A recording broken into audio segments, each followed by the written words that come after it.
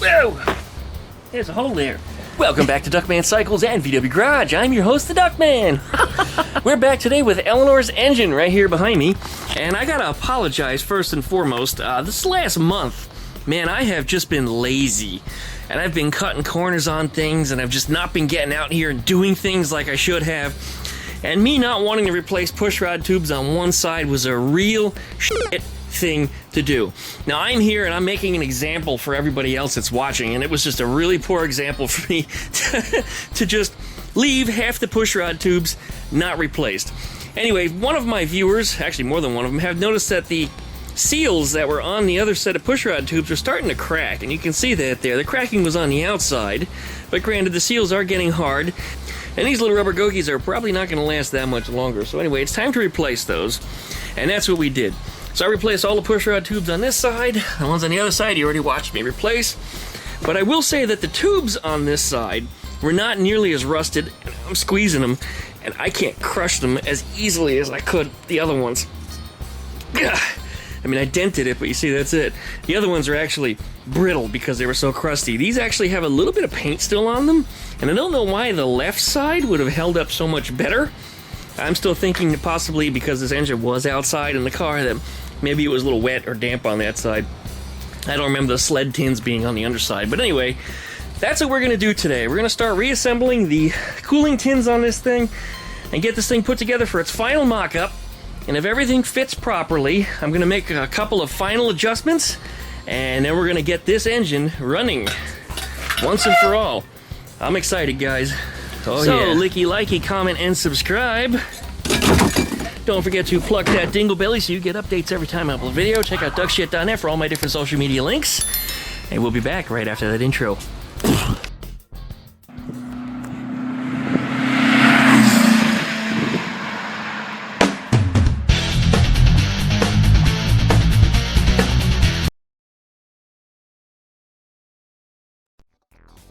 Alright, started to put the header back on, and then I figured, you know, I better stop right here and just see if I've got all the tins and parts that I need to assemble this thing, because it's been a while. I think it's been almost 3 years since I tried to play anything engine related. So I'm going to dig through my stuff, see what I've got, and just start assembling some things. So, well, let's see what happens. Before I finish putting that exhaust together, I remembered that the sled tin that's on this side actually needs to go on first before I can finish putting the exhaust together. And Boomer's right at my feet, driving me nuts again, as always. Boomer, would you go away? Come here, buddy. Why do you always have to stress your daddy out? Every single time I'm trying to work. Every time I go to work. Say hi to everybody. Wave at them. Go ahead. You be a good boy. Go play somewhere. Go ahead. Get out of here. Alright. This tin, if I'm not mistaken, has got to go in first. I had trouble with this. I'm just going by memory now. But 3 years ago, I couldn't get this tin on if that exhaust was in place. I think it goes in like this.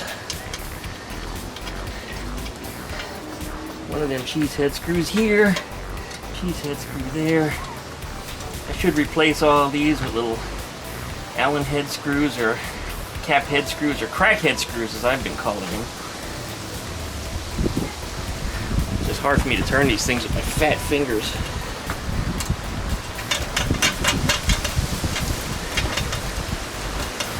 And yes, I've got a nice fat tip screwdriver. Everybody always tells me, Duckman, you should get. I have it. I mean, it's nice to have it, but you don't have to use it. But some people think it's a really big deal, so I have to satisfy them with a nice fat tip. That's right, you guys. Like to be satisfied with your fat tips. Alright, let's put the top one on here before we do the exhaust and make sure everything lines up.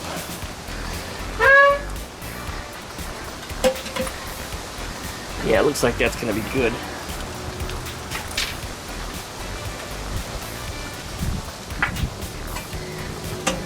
Try running those screws in right now. Yeah, boy, that wind is blowing today. Man, I know my birthday was last week, but I didn't want this kind of blowjob from somebody named Ian.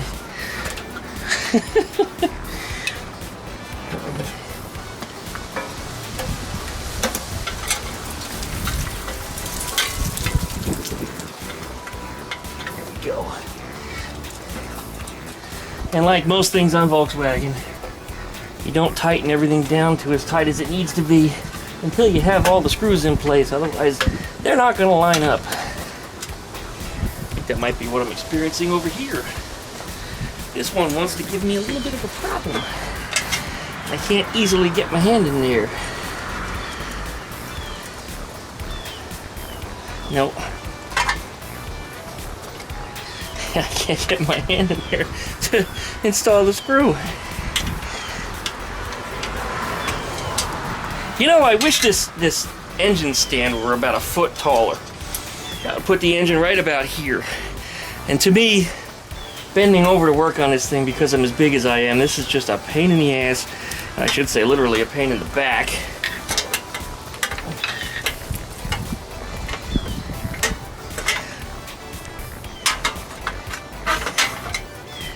Let's try that.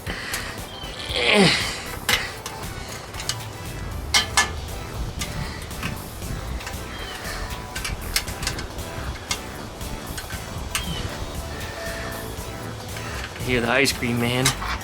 The friggin' creep ice cream man. With his beat up old van.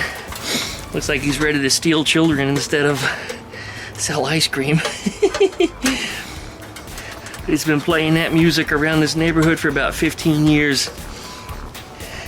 Alright. That looks like it's on. Come around this side, we can snug these up now.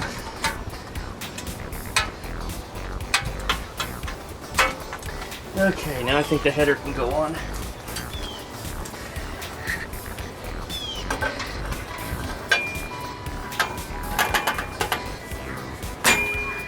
Here it goes.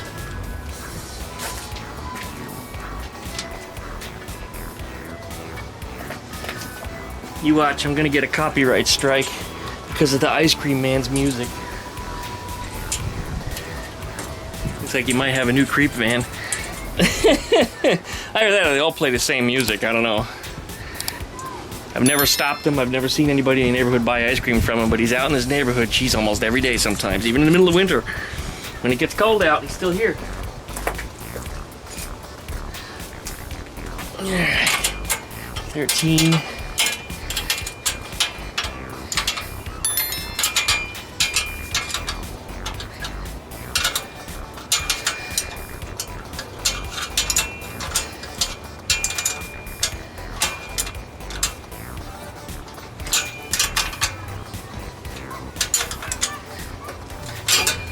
Alright, that looks pretty good on that side. Yes. Alright, this side goes together a little easier than the other side does. With exception to the oil cooler, because you have to kind of weasel this tin under it. Sometimes it'll just go. That was one of those times it just went. Sometimes you gotta battle with it a little bit. Alright, that's in. And then the sled tin on this side, this one goes in without having to, yeah, you don't have to fight the exhaust around that one. That's what I remembered. Okay, good. Put some screws into that. Okay.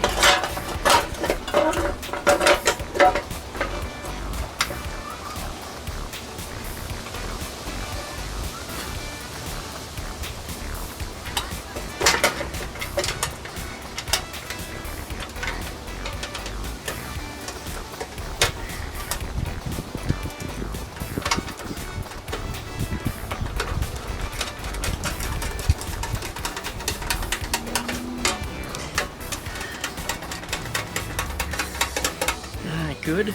What we snugged out of the tins on Eleanor here are from different years of cars. I just used whatever I had sitting around the yard. It's all OEM parts. Every bit of it's OEM, except for, you know what, except for the doghouse shroud. Because I wanted one without all the heater vents and stuff on it. So I did buy an aftermarket one for that. But everything else is OEM. But some of them didn't want to fit together because they're from different years, from off of different engines. So I did a little cutting, trimming, a little welding on a panel here and there, filling the holes. And over time, 3 years ago, when I put this all together, I made everything work. So if I can find everything, it should all bolt together just fine. This little piece goes under here. It's one of the ones that a lot of people just leave out. In fact, all the tins that are underneath, people just leave them out. Am I doing this right? Yeah, I think this goes on now. But only one screw, not two, just one. And I think the last screw, or the second screw, goes on when I put the breastplate on. I'll just make that snug enough. There we go, that piece of tin is in. All right, I already discovered something's missing. The little piece of tin that goes up underneath here, just like the one on that side. I don't have it, I don't know where it's at. I do have a couple other engines in the back, so I'll probably just pluck one off of something else, but we'll come back to that. There, on top goes our doghouse cooler. Shroud, the big one.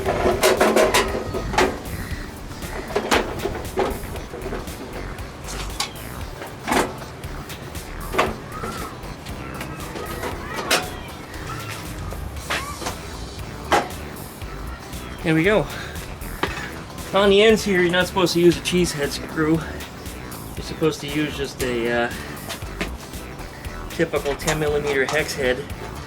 And the reason for that is because when the carburetor is on here, the intake manifold will block this screw. So you can't remove the shroud without taking the entire intake off. But this is just temporary. I'll dig out some bolts later. Right now I just want to see everything fit again. Okay. Let's run one bolt down on this side.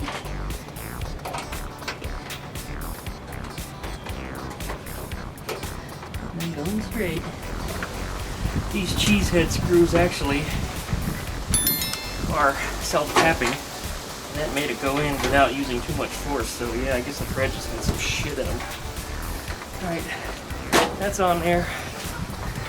Looking good thus far.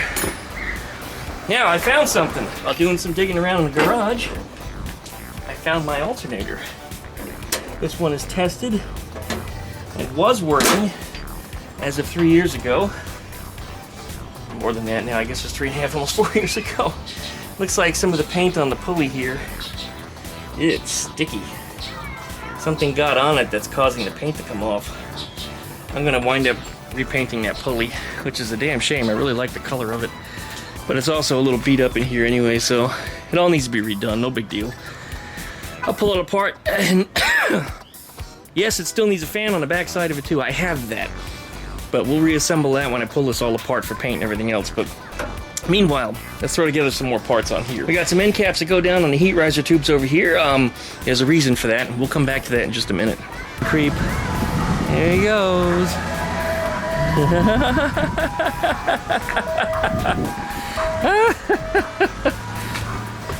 Alright, this is one of those tins that didn't fit right. I had to weld in a whole section of this. I had to cap off the holes where the what the hell is it called?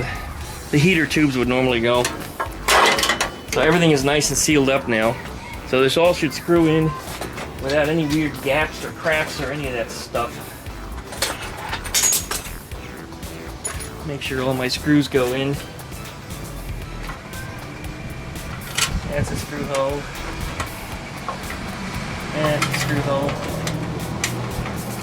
That was that second screw that I left out earlier on purpose because it sandwiches 3 pieces of sheet metal together. This one goes in here. Knock, knock, who's there? Alright. God. Ooh, that's a stinky one. These poor tins are a little beat up after I did all that paint work. They've just been sitting around for a long time in storage where things are getting thrown on top of them, and this was a custom mixed color. I wanted something dark but kind of stylish, so I went for like a charcoal silver, if you will. It's a unique color. It had a lot of silver and black in it.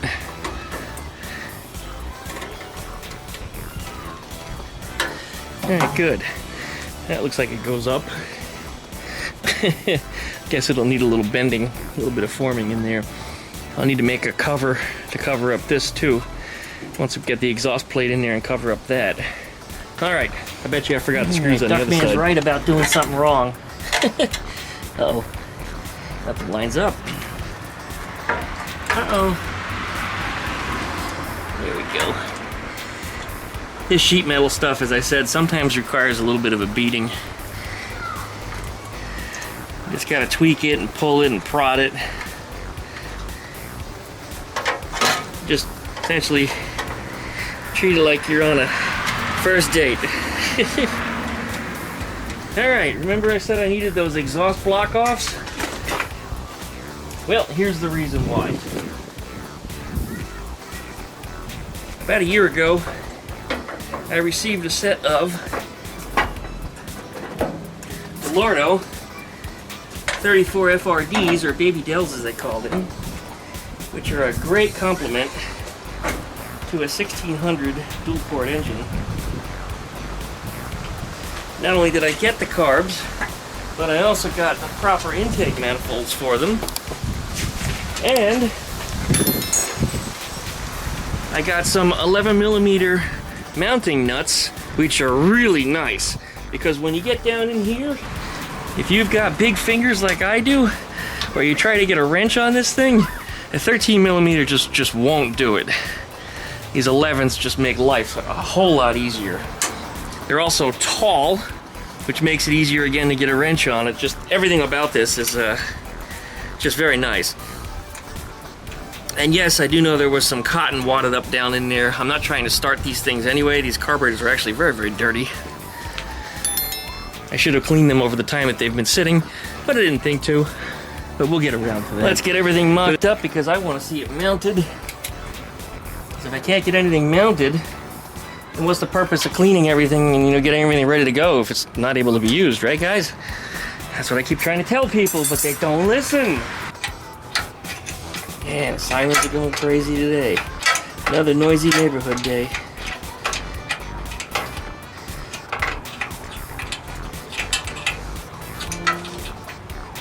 I'm gonna have to experiment with an 11mm socket with a swivel on it. See if I can run these in with a ratchet. Or even better yet, using my impact. Oh, Duckman, you know what the impact's gonna do to your nuts and bolts.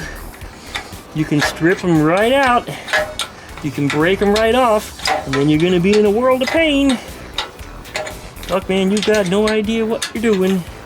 You act like it's your first engine. As part of this baby Dellorto kit, I've also got a CB Performance hex bar linkage for it, which is oh, I put it on backwards. I knew something didn't look right. There it goes. These guys are not cheap. I know because I put one onto Ruby several years ago, and it's totally worth its weight in gold. I mean, these things, well, let's just say I've never resynced the carburetors on Ruby since I got this linkage on here, and they're not paying me to advertise for them. They didn't send me anything for free ever. It's just that's the linkage I put on Ruby, and it's just been good ever since.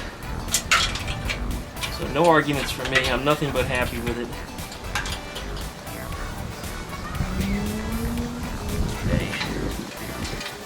Snug up this bolt. Boy, these 11s are so nice. Of course, when it comes time to put these carburetors on the engine permanently, I'll have to install the engine without them. And then it's a matter of fighting with the nuts and bolts to get the damn things assembled. But some of you eagle-eyed people noticed in one of my previous videos where I talked about having to run a saw onto Eleanor, and you saw me actually make a cut, that you knew exactly what I was doing and why, and we're going to get back to that in a future video. Again, Eleanor would be outside the garage today, and I would be doing that work today, but with the wind the way it's blowing, she would have just gotten beaten by a bunch of sticks. Sticks are just flying out of the trees everywhere. Which side is this on? I think this is on the inside. I don't know, is that right? Yep, it looks like it's right. I'll have to go over all the linkage here. This was adjusted to whoever initially put this together. These little things slide back and forth. There's little pins on the end. You can move the entire rod left and right. But there it is. That looks great. Oh man. Alright, I'm missing the piece of tin that goes up and over the back. I don't know where the hell it's at. I really have no idea. I do have this piece though, which is the downspout. At least that's what I call it. Which goes up and around that somehow. None of this is installed properly over here. I'm going to have to go through all this again.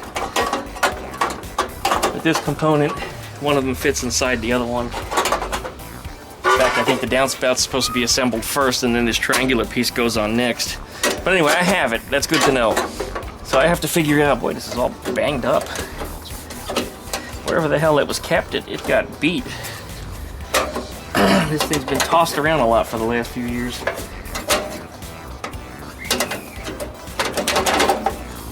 There it is. That should go up in there somehow. Anyway, we're going to come back to that. I have to find the piece that goes on here. I have to make 2 pieces of tin with little corners over here where the exhaust block offs are going to be. And then lastly, up under here, I need to make some industrial tins, which stops the radiant heat from coming off the exhaust back into the head, which heats up your pushrod tubes and all that other stuff. So this needs to be a closed cell. Normally when you have a heater box, your heater box would redirect the air through there. But yeah, in this case we have just these regular J-tubes, industrial style, which is why they call them industrial tins. So anyway, I'm going to try to make a set of those. I think I can buy them for about 30 bucks and probably have them on my doorstep in about a week, but I don't want to do that. This is my car, and I build things. That's right, built not bought. That's right, guys. I bought a paint job, but I didn't buy this car. No, I built just about everything that's on it. Okay, it also needs a belt, and I think this one is too long. It says 965 on it. Yeah, it's too long.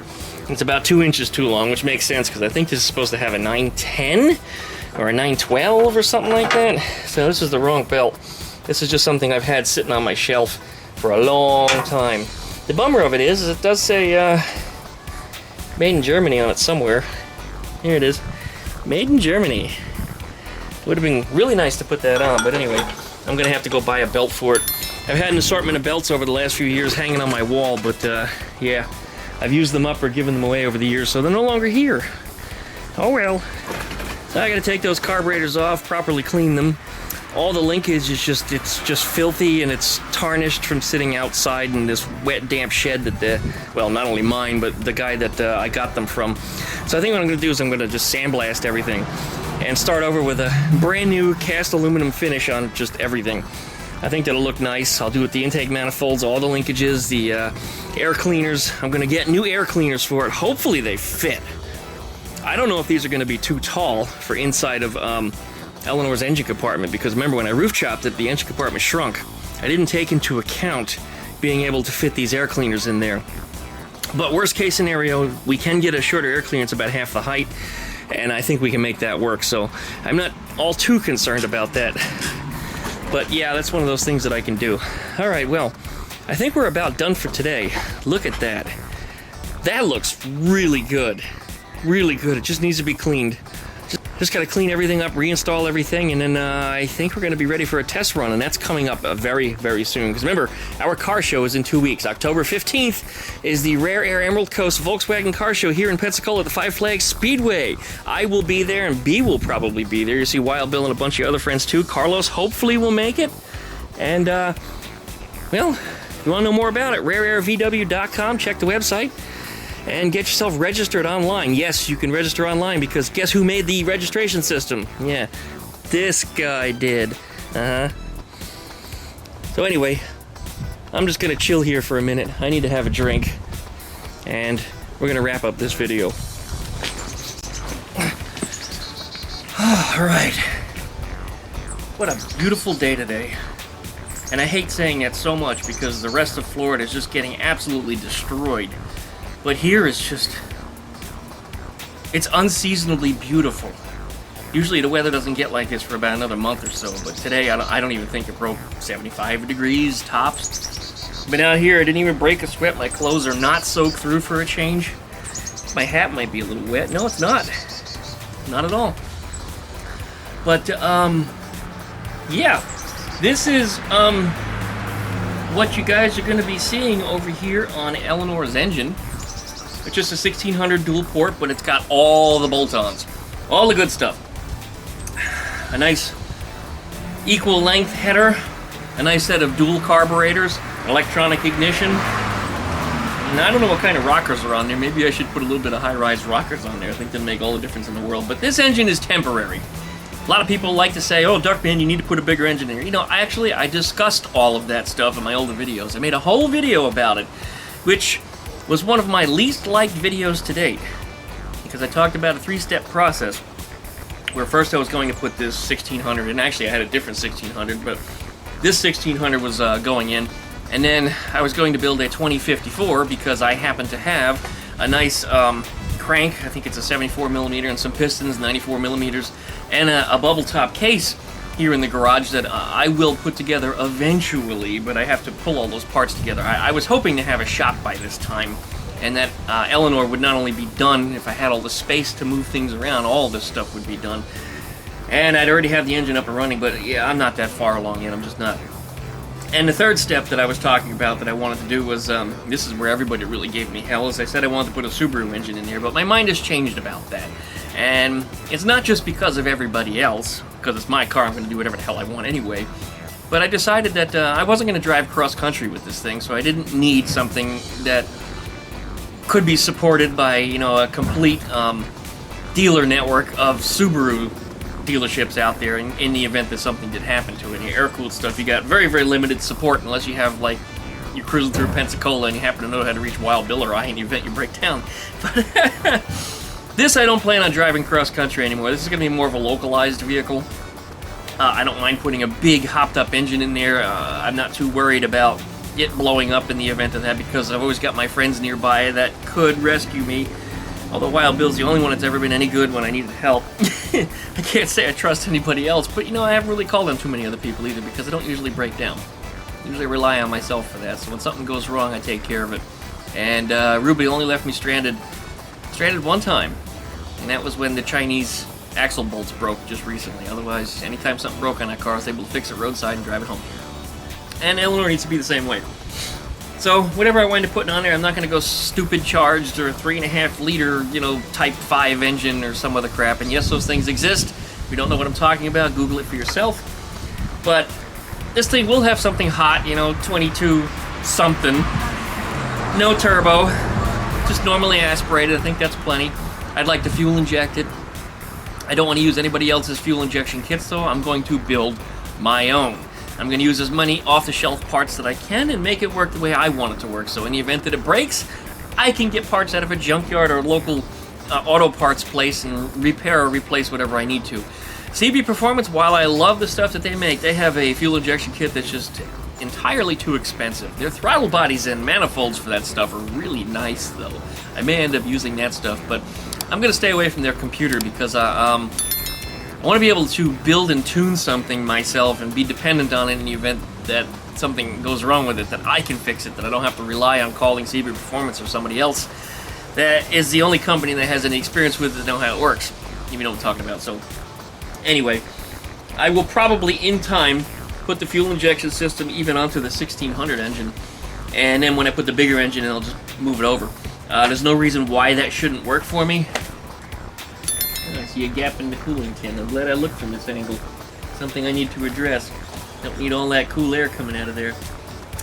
So anyway, yeah, I'm going to put a fuel injection kit on here. It's going to be big. I mean, we're talking like 48 millimeter. 48 millimeter, even on a 1600 for fuel injection, is just fine. There's no Venturi effect required in a fuel injection system. Carburetors do require that. You have to have certain velocity of air that goes through the carburetor in order for it to function properly, which is why if you put too big of a carburetor on an engine, you actually lose performance. It doesn't work the same way for fuel injection. Fuel injection, all the fuel and the volume is determined by the injectors themselves. So if you put a big throttle body on there, it won't matter. It's going to perform the same as it would on a smaller one. So anyway, that's part of the plan. Maybe I'll use a Mega Squirt kit or something like that. Again, I'll build it and I will program it myself. That ice cream man has really got a hard on for selling some ice cream here. Got one headlight on and no taillights on. That's bizarre. one headlight and no taillights.